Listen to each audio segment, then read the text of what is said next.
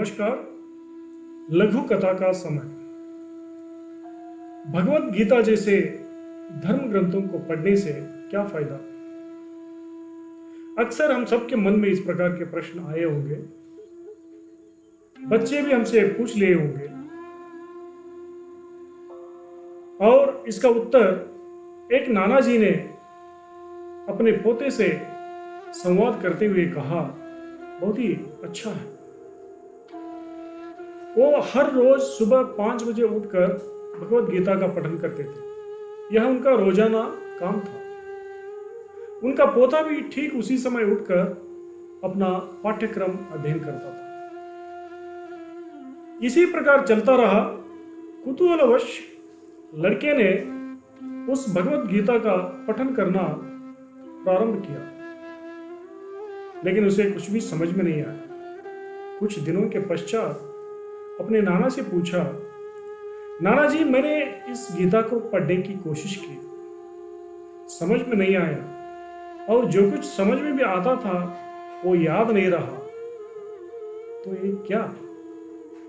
तब नाना जी ने कहा कि आप पढ़ते रहना, वो समझ में आए या ना आए। इस प्रकार के ग्रंथों को पढ़ने से हमारा उद्धार होगा, कल्याण होगा।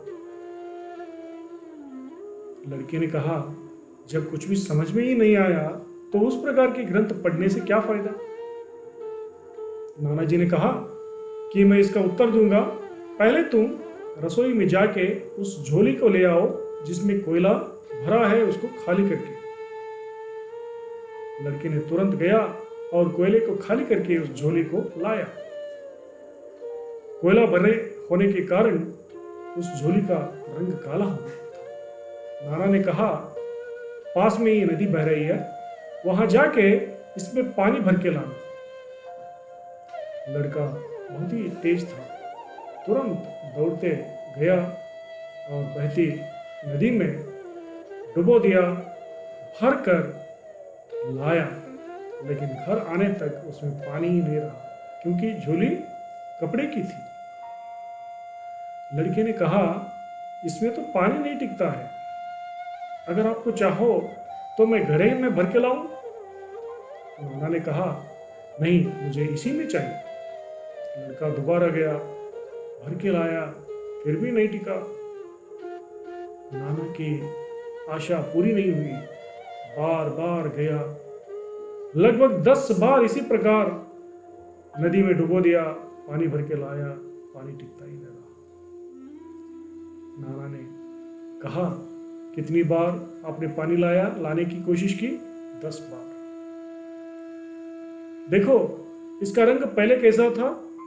काला, अब कैसा हो गया? सफेद।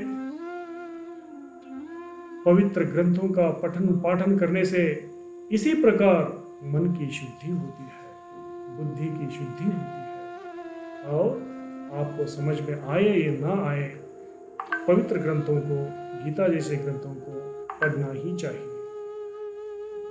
मित्रों, इस प्रसंग से आपको लगा होगा कि गीता जैसे पवित्र ग्रंथ पढ़ने से क्या फायदा मिलता है। सोच आपकी है। धन्यवाद।